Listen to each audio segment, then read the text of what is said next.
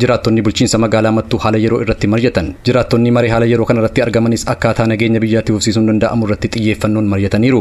Eenyullee taanaan nagaa barbaada. Hiyyeessis humna isaatti, qabeessis humna isaatti, nageenya yoo jiraate bahee gala, nageenya yoo jiraate ijoollee isaa guddifata, nageenya yoo jiraate barsiifata. Kun dheebuu nama hundaati.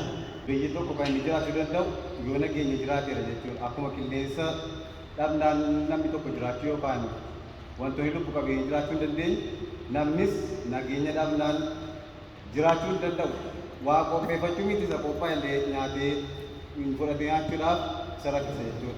Gama naannoo Amaaraatiin lolli kaa'anii jiran qaama biyyi kun akkaataa isaatti ijaaramaa jiru hin beekneedha jechuudha.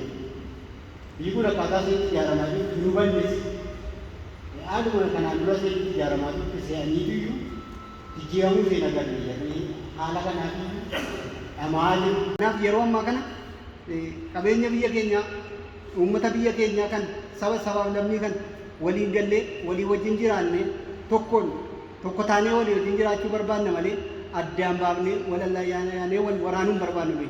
Isas hin feenu, isas hin deeggarru. Wanti akkasii nu birattis akka magaalaa Mattuutti akka baawura magaalaa Mattuutti wanta akkasii nu biraas hin barbaadamu.